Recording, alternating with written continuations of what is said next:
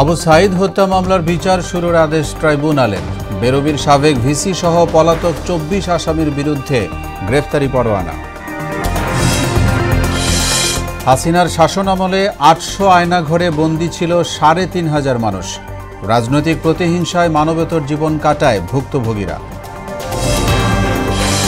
বিশ্বকবি রবীন্দ্রনাথ ঠাকুরের ৮৪তম প্রয়াণ দিবস আজ। স্মৃতিবিজড়িত সিরাজগঞ্জ ও কুষ্টিয়ার কুঠিবাড়িতে নানা আয়োজন। এবং ইসরায়েলি বর্বরতায় গাজায় আরও ৮৩ ফিলিস্তিনির মৃত্যু। দখল নিতে সংসদে প্রস্তাব তুলবেন নেতানিয়াহু, বাধা দেবে না যুক্তরাষ্ট্র।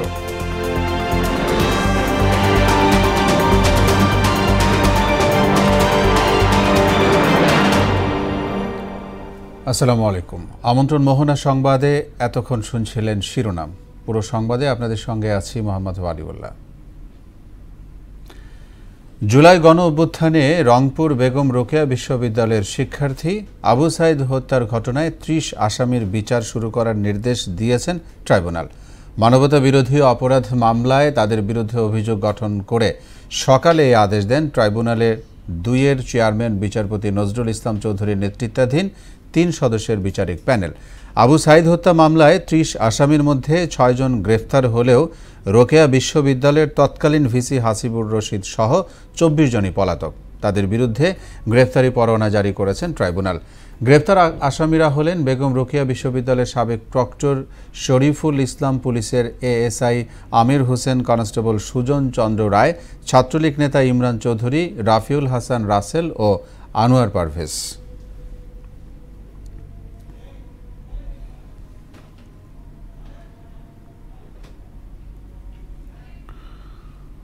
শেখ হাসিনার ১৫ বছরের শাসনামলে প্রায় ৮০০ আয়নাঘরে বন্দী করে রাখা হয় অন্তত ৩৫০০ মানুষকে।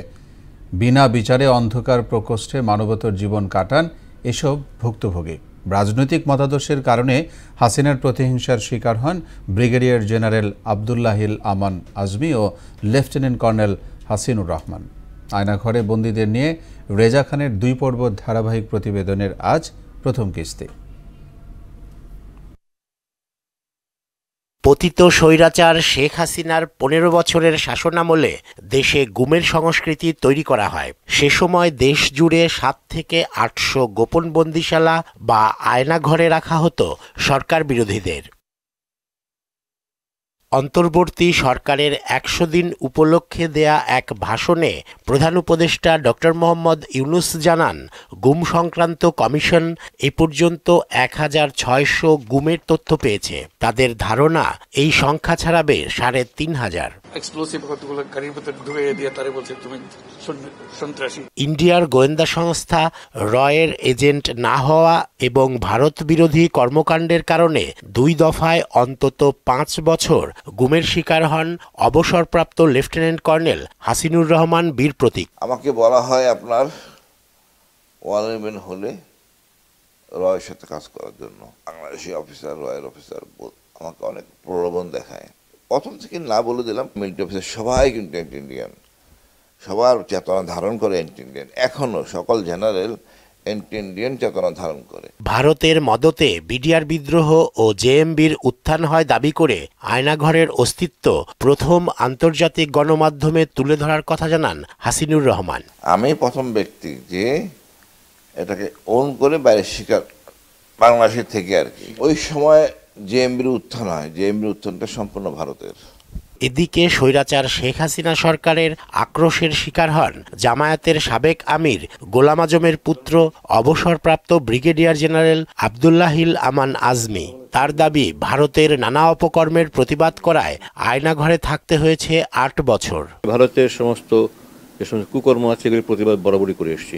আর আমার বাবার পরিচিতি, আমার বাবার জানা যায় যে বিশাল জনসমাগম হয়েছে, এগুলি সব কিছু দেখে আর তারা ঘাবড়ে গেছে আর কি। তারা হয়তো আমাকে হুমকি বলে মনে করে। এই সময়ে মানসিক নির্যাতনের পাশাপাশি ক্রসফায়ারে মৃত্যুর আতঙ্ক প্রতিনিয়ত তাড়া করত বলেও জানান আজমি। আমি ভয় পেলাম যে প্রথমে আমি ক্রসফায়ারে নিয়ে যাবে কিনা। ৪২,০০০ বারের মতো হবে, আমার চোখ হাত বাঁধা হয়েছে। রেজা খান, মোহনা সংবাদ, ঢাকা। দর্শক, আন্তর্জাতিক অপরাধ ট্রাইব্যুনাল থেকে সরাসরি যোগ দিচ্ছেন সহকর্মী কাজী পাপ্পু। জানতে চাই হাসিনা কামালের মানবতা বিরোধী অপরাধ এবং আবু সাইদ হত্যা মামলার বিস্তারিত।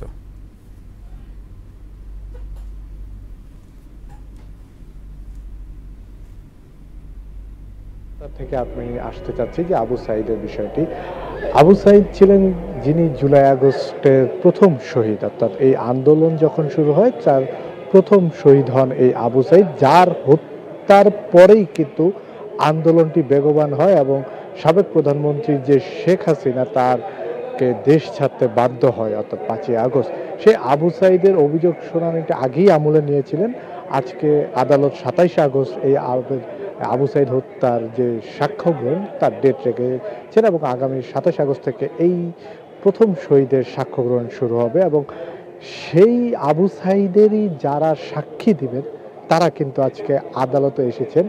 সাবেক প্রধানমন্ত্রী শেখ হাসিনা ও সাবেক স্বরাষ্ট্রমন্ত্রী আসাদুজ্জামান খান কামাল সহ সাবেক আইজিপি চৌধুরী আব্দুল আল মামুন সহ ওই সকল যারা আসামি রয়েছেন তাদের বিরুদ্ধে সাক্ষী দিতে, যেখানে প্রথমে সাক্ষী দিয়েছেন তৎকালীন রংপুর বেগম রোকেয়া বিশ্ববিদ্যালয়ের যে শিক্ষার্থী মাস্টার্স ইকোনমিক্সে পড়তেন সেই শিক্ষার্থী রিনা মুর্মু, তিনি সাক্ষী দিয়েছেন। তিনি সেই 15 তারিখে তারা আন্দোলন শুরু করেছিলেন। আন্দোলনের সময় তারা চেষ্টা করেছিলেন বেগম রোকেয়া বিশ্ববিদ্যালয়ের 1 নম্বর গেট থেকে আন্দোলন করতে, কিন্তু বারবারই তারা ছাত্রলীগের বাধার মুখে পড়েন, পুলিশের বাধার মুখে পড়েন এবং তারা 15 তারিখে আন্দোলনটি তাদের যে মিছিল বা সমাবেশটি করতে চেয়েছিলেন সেটি করতে পারেনি। তারা চলে যান, তাদেরকে ছত্রভঙ্গ করে দেন এবং সেই সময় আবু সাইদকে মারধরও করেন ছাত্রলীগের কর্মীরা। সেই বিষয়টি তিনি তুলে ধরেন এবং পরবর্তীতে 16 জুলাই তারা যখন আবার পুনরায় সংগঠিত হন এবং তারা আন্দোলনে যাওয়ার জন্য প্রস্তুতি নেন এবং সে সময় তাদের সাথে তখন রংপুর জেলা স্কুলের যত স্কুল ছিলেন, সে কলেজ ছিলেন, সেখানকার শিক্ষক ছাত্রছাত্রীরা তাদের সাথে যুক্ত হন এবং তারা প্রেস ক্লাব থেকে বিভিন্ন জায়গায় যাওয়ার জন্য হয়ে তারা রংপুর বিশ্ববিদ্যালয় যে বেগম রোকেয়া বিশ্ববিদ্যালয় 1 নম্বর গেটের দিকে যখন আসেন, এই সময় আসার পথে তারা বারবারই পুলিশি বাধায় হয়। সেসব বাধা অতিক্রম করে তারা যখন সামনে আসেন, আসার পর তারা দেখেন যে রংপুর বিশ্ববিদ্যালয়ের 1 নম্বর গেটে তখন পুলিশ ছিলেন ছাত্রলীগের কর্মী এবং যারা কলেজ কর্তৃপক্ষ ছিলেন তারা ছিলেন এবং তারা তাদেরকে বাধা দেন এবং তাদের উপরে হামলা চালান, তাদের উপর লাঠিচার্জ করেন। সে সময় যখন লাঠিচার্জ করেন এবং তারপরে তারা যখন গুলি বর্ষণ করেন, অর্থাৎ টিয়ার সেল নিক্ষেপ পর গুলি বর্ষণ করেন, সেই সময় আবু সাইদ তার যে আমরা দেখি যে সিম্বলিক চিহ্ন 2 হাত প্রশস্ত করে দাঁড়িয়ে থাকেন আবু সাইদ এবং সেই সময় তার একটি গুলি গায়ে লাগে এবং তিনি কিন্তু মাটিতে লুটিয়ে পড়েন। তারপরে সেখানে তার যে সহযোদ্ধা ছিলেন আয়ান নামে একজন সহযোদ্ধা, তাকে উঠিয়ে নিয়ে যান এবং তারপরে তাকে সাহায্য করেন অন্যান্য সহযোদ্ধারা। তারপরে তাকে নিয়ে যাওয়া হয়। তারপর যিনি আজকে সাক্ষী দিয়েছেন অর্থাৎ রংপুর বিশ্ববিদ্যালয়ের সেই শিক্ষার্থী, তিনি বলেন যে তিনি ঠিক 3:30টার দিকে তিনি জানতে পারেন যে আবু সাইদ মারা যান এবং তিনি বলেন যে তিনি যেখান থেকে এই পুরো দৃশ্যটি দেখেছেন, অর্থাৎ রংপুর বিশ্ববিদ্যালয়ের 1 নম্বর গেটের থেকে প্রায় 25-26 হাত দূরে তিনি দাঁড়িয়েছিলেন, অর্থাৎ একটা চায়ের দোকানে দাঁড়িয়েছিলেন, সেখান থেকে তিনি পুরো বিষয়টি দেখেন এবং সেই বিষয়টি জানান এবং তিনি আজকে বলেছেন যে তৎকালীন সাবেক প্রধানমন্ত্রী শেখ হাসিনা এবং যারা মন্ত্রী ছিলেন তাদের এবং রংপুর মেট্রোপলিটনের যারা দায়িত্বে ছিলেন তারা এবং যারা আপনার বিশ্ববিদ্যালয় প্রশাসনে ছিলেন তাদেরকে তিনি এই বিষয়ে আবু সাইদ হত্যার বিষয়ে দাবি করেছেন এবং 2 জন কনস্টেবল যারা সুজন চন্দ্র এবং আমির হোসেন যারা গুলি করেছেন তাদেরকেও এখানে দায়ী করেছেন। তো এই ছিল ট্রাইব্যুনাল থেকে আমার কাছে সর্বশেষ। জি পাপু, ধন্যবাদ জানাচ্ছি আপনাকে।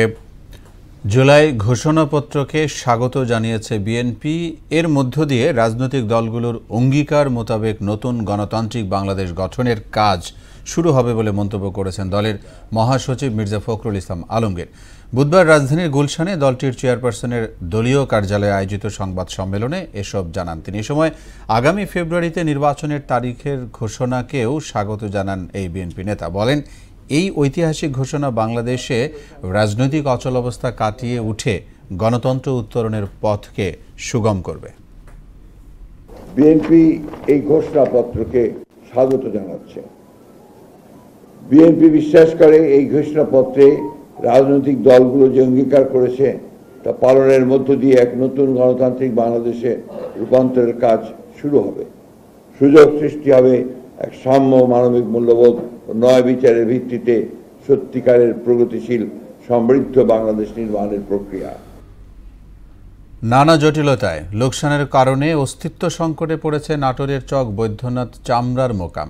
দেশের দ্বিতীয় বৃহত্তম এই মোকামটিতে বিভিন্ন প্রান্ত থেকে চামড়া এসে বেচাকেনা হতো, কিন্তু বর্তমানে নানা কারণে এটি সংকটে আছে। শিল্পটি টিকিয়ে রাখতে সরাসরি রপ্তানির দাবি চামড়া ব্যবসায়ীদের। রাশেদুল ইসলামের প্রতিবেদন, জানাচ্ছেন আফরিন পপি। নাটোরের চক বৈদ্যনাথ চামড়ার মোকাম ঢাকার বাইরে দেশের সর্ববৃহৎ চামড়া বাজার, কিন্তু নানা সংকট আর লোকসানের কারণে দিন দিন হারিয়ে যাচ্ছে এই বাজার। প্রতি বছর ট্যানারির চাহিদার ৩০ থেকে ৩৫ ভাগ কাঁচা চামড়া নাটোরের এই আড়ত থেকে সরবরাহ করা হয়। ঐতিহ্যবাহী এ চামড়ার মোকামে একসময় দেশের নানা প্রান্ত থেকে আসতো ব্যবসায়ীরা।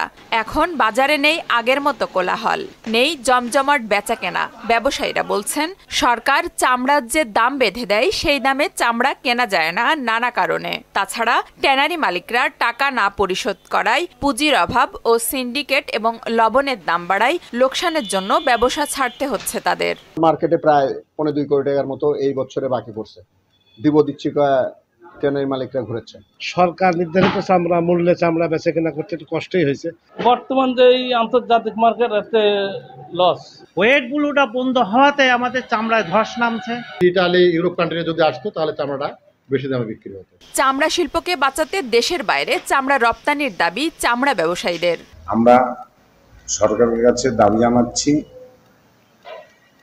যেন তারা বহির্বিশ্ব বিভিন্ন কান্ট্রি আছে, তাদের সাথে যোগাযোগ করে এই শিল্পকে বাঁচাতে হলে আপনারা দয়া করে তাদের সাথে যোগাযোগ করুন, যেন ভালো দামে চামড়া বিক্রি করতে পারে। এক সময়ের কোলাহলময় চক বৈদ্যনাথ চামড়া বাজার এখন নিস্তব্ধ।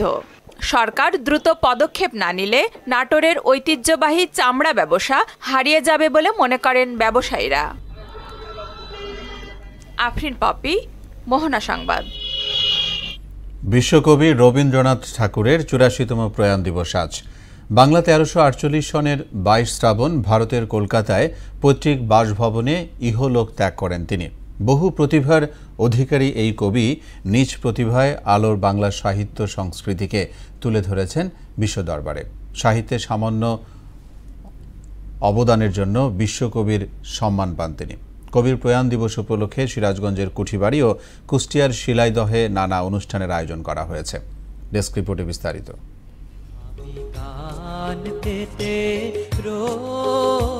বাংলা সাহিত্যের বরপুত্র রবীন্দ্রনাথ ঠাকুরের জন্ম বাংলা ১২৬৮ সনের ২৫ বৈশাখ পশ্চিমবঙ্গের কলকাতার জোড়াসাঁকোর ঠাকুর পরিবারে।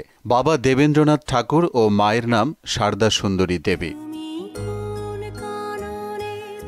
একাধারে কবি, ঔপন্যাসিক, গল্প ও নাট্যকার, দার্শনিক, সঙ্গীতজ্ঞ ও প্রাবন্ধিক রবি ঠাকুরের সাহিত্য প্রতিভার উন্মেষ ঘটে শৈশবেই। মাত্র ৮ বছর বয়সে তত্ত্ববোধিনী পত্রিকায় অভিলাষ নামে তার প্রথম লেখা ছাপা হয়। ১৮৭৮ সালে প্রকাশিত হয় প্রথম কাব্যগ্রন্থ কবি কাহিনী।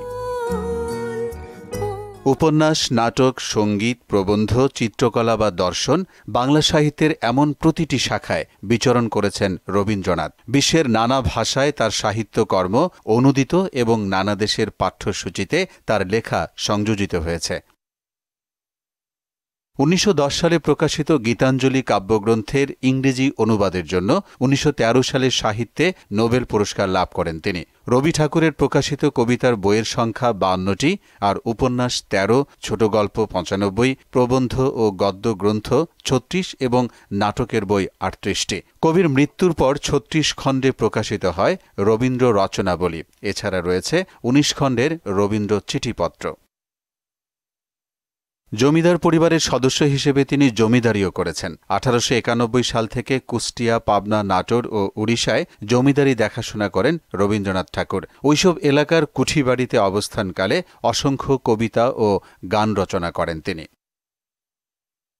কবি রচনা করেছেন ২০০০-এর বেশি গান। অধিকাংশ গানের সুরও তার করা। কবির লেখা আমার সোনার বাংলা, আমি তোমায় ভালোবাসি বাংলাদেশের জাতীয় সঙ্গীত। আবার ভারতের জাতীয় সঙ্গীতটিও কবির লেখা। এরকম অনবদ্য সব সাহিত্যকর্ম দিয়ে শত কোটি মানুষের হৃদয়ে চিরস্মরণীয় হয়ে আছেন বিশ্বকবি রবীন্দ্রনাথ ঠাকুর। মোহাম্মদ ওয়ালিউল্লাহ, মোহনা সংবাদ। গাজা ইসরায়েল সংঘাত প্রসঙ্গ। ইসরায়েলি বর্বরতায় গাজায় আরও ৮৩ ফিলিস্তিনির মৃত্যুতে ৬১,০০০ ছাড়িয়েছে প্রাণহানি। এর মধ্যেই পুরো উপত্যকা দখল করতে সংসদে প্রস্তাব দিতে যাচ্ছেন প্রধানমন্ত্রী নেতানিয়াহু। এদিকে গাজা দখল করতে চাইলে যুক্তরাষ্ট্র বাধা দেবে না বলে জানিয়েছেন প্রেসিডেন্ট ডোনাল্ড ট্রাম্প। ইশতিয়াক হোসেনের ডেস্ক রিপোর্ট। গাজার বিভিন্ন অঞ্চলে ইসরায়েলি হামলায় আরও ৮৩ ফিলিস্তিনি নিহত হয়েছে। এর মধ্যে ৫৮ জনই ত্রাণ প্রত্যাশী। তারা খাদ্য বিতরণ কেন্দ্রে যাওয়ার পথে ইসরায়েলি বাহিনীর গুলিতে প্রাণ হারান। ২২ মাসেরও বেশি সময় ধরে চলা ইসরায়েলি হিংস্রতায় চরম দুর্ভিক্ষে দিন কাটছে উপত্যকার লাখ লাখ মানুষের। খাদ্যাভাবে অসহায় ফিলিস্তিনিরা এতটাই দুর্বল যে হাড্ডিসার দেহে চলতে ফিরতে পর্যন্ত পারছে না। ইসরায়েলি প্রধানমন্ত্রী বেঞ্জামিন নেতানিয়াহু এর মধ্যেই নতুন ছক কষছেন। গাজা উপত্যকা পুরোপুরি দখলের প্রস্তাব দিতে যাচ্ছেন তিনি। মঙ্গলবার এক প্রতিবেদনে তথ্য জানিয়েছে ব্রিটিশ সংবাদ মাধ্যম বিবিসি। ওদিকে গাজা দখলের পরিকল্পনা নিয়ে ইসরায়েল যদি এগোতে থাকে তবে যুক্তরাষ্ট্র কোনো বাধা দেবেন না বলে ইঙ্গিত দিয়েছেন মার্কিন president Donald Trump. Ishtiaq Hossain, Mohona সংবাদ। নোয়াখালীর বেগমগঞ্জ উপজেলার আলাইয়াপুর ইউনিয়নের পূর্ব জগদীশপুর এলাকায় একটি মাইক্রোবাস নিয়ন্ত্রণ হারিয়ে খালে পড়ে গেছে। এ সময় মাইক্রোবাসটির ৭ জন যাত্রী নিহত হয়েছেন। ভোরে লক্ষ্মীপুর নোয়াখালী মহাসড়কে এই দুর্ঘটনা ঘটে। নিহত ব্যক্তিরা লক্ষ্মীপুর জেলার চন্দ্রগঞ্জ থানার উত্তর জয়পুর ইউনিয়নের পশ্চিম চৌপল্লী গ্রামের বাসিন্দা। স্থানীয়রা জানায়, ওমান ফেরত প্রবাসীকে নিয়ে ঢাকার হজরত শাহজালাল আন্তর্জাতিক বিমানবন্দর থেকে ফেরার পথে মাইক্রোবাসটি নিয়ন্ত্রণ হারিয়ে খালে পড়ে গেলে এ প্রাণহানির ঘটনা ঘটে। মৌসুমি বৃষ্টির প্রভাবে কুষ্টিয়ায় বেড়েছে নদ নদীর পানি। ভোগান্তিতে পড়েছে এক গ্রামের ২০০ পরিবার। বিভিন্ন এলাকায় জলাবদ্ধতায় ডুবে গেছে বসতঘর, মাদ্রাসা, মসজিদ, ফসলি জমি, মাছের ঘের সহ নানা স্থাপনা। কানেকটিভ ড্রেনেজ ব্যবস্থা চালু হলে জলাবদ্ধতা নিরসন হবে বলছে কর্তৃপক্ষ। পার্থসারথী ঘোষের প্রতিবেদন, জানাচ্ছেন তাহসিন তারিন। এই চিত্র কুষ্টিয়ার কুমারখালী পৌরসভার ভাটিকামারা এলাকার। টানা বৃষ্টিতে সৃষ্ট জলাবদ্ধতার কারণে ভোগান্তির কবলে পড়েছে এই এলাকার ২ শতাধিক পরিবার। ড্রেনেজ ব্যবস্থা অকার্যকর থাকায় ঘর ও মেঝেতে উঠেছে পানি। পানি নিষ্কাশনের ব্যবস্থা না থাকায় ভোগান্তি বেড়েছে। জনপ্রতিনিধিরা মাঝে মাঝে খোঁজ নিলেও পানি নিষ্কাশনের কোনো উদ্যোগ নেয়নি বলে অভিযোগ এখানকার বাসিন্দাদের। আমার রান্নাবাড়ি খাওয়ার ব্যবস্থা নাই, পরিকাঠি নাই, চুলায় পানি, ঘরে পানি। কেউ রান্নাই করতে পারতেছে না, চুলের ভিতরে পানি, কেউই তাকায় না আমাদের দিকে। খুবই সমস্যা আমাদের, আসা যাওয়া, চলাফেরা, পিসাব পায়খানা, মানে কোনোটাই নাই। আমাদের বাটিকামারা গোরস্থান আছে, সেই গোরস্থানের ভিতরে একজন তো লাশ মাটি দেবি, সে ব্যবস্থাও নাই, এত পরিমাণ পানি। সরকার তো আমার ওই বছরে আমরা টিওনো সাহেবের কাজ গিয়েছিলাম, কোনো কাজ হয় নাই। এবারও যাওয়া হয়েছে, কাজ হয় নাই। আমাদের পানি ভাইয়ারা কোনো ব্যবস্থা করতে না। তারা, আমরা তো গরিব মানুষ, কি অবস্থায় আছি খোঁজও নেয় না। প্রভাবিত হওয়ার জায়গাগুলো ভরাট হওয়ায় জলাবদ্ধতা সৃষ্টি হয়েছে। কানেকটিভ ড্রেনেজ ব্যবস্থা চালু হলে জলাবদ্ধতা নিরসন হবে বলে জানালেন এই কর্মকর্তা। ড্রেনগুলো প্রায় 50% কাজ হয়ে গেছে। এখন আমাদের কানেক্টিং ড্রেনগুলির কাজ চলছে। তো এক্ষেত্রে আমরা চেষ্টা করছি যে যত দ্রুত সম্ভব যেন যারা জলাবদ্ধতার মধ্যে আছে তারা সেখান থেকে পরিত্রাণ পেতে পারে। টানা বৃষ্টিতে কুমারখালী উপজেলার ভাটিকামারা, চাউলকুঠা, দুর্গাপুর সহ বেশ কয়েকটি এলাকায় জলাবদ্ধতার সৃষ্টি হয়েছে। তাহসিন তারিন, মোহনা সংবাদ। গাজীপুরের কালিয়াকৈরে কারখানার নির্গত ধোঁয়ায় নষ্ট হচ্ছে ফুট ওভারব্রিজ। ধোঁয়ার বিষাক্ত কার্বন মনোক্সাইড সহ বিভিন্ন ক্ষতিকারক রাসায়নিক পদার্থের প্রভাবে ব্রিজের ধাতব অংশে জং ধরে দ্রুত ক্ষয় হচ্ছে। ফলে নিরাপত্তার ঝুঁকিতে রয়েছে চলাচলকারীরা। সমস্যার সমাধানে ব্যবস্থার আশ্বাস দিয়েছে কর্তৃপক্ষ। আলহাজ হোসেনের প্রতিবেদন, জানাচ্ছেন সিফাত রহমান জেসি।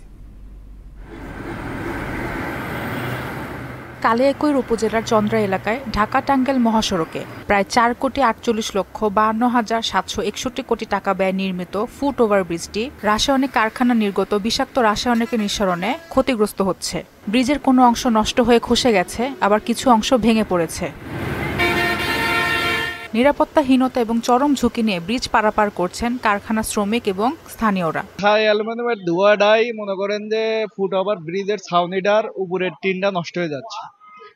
বৃষ্টিতেও পানি পড়ে, সরকারি সম্পদে এই জিনিসটা নষ্ট হচ্ছে। এই ফ্লাইওভারের পাশে একটা মেশিন আছে, সেই মেশিনটা যখন চালু করা হয় সেই মেশিনের অসংখ্য ধোঁয়া হয়। এই ধোঁয়াটা বাতাসে এই টিনের আশেপাশে লাগার পরে দ্রুতই এই টিনগুলোতে মরিচা ধরতেছে। গার্মেন্টসের কালো ধোঁয়া, থাই অ্যানিমেলের কালো ধোঁয়ায় আমাদের বছর বছর টিন পাল্টাতে হয়, টিন নষ্ট হয়ে যায়।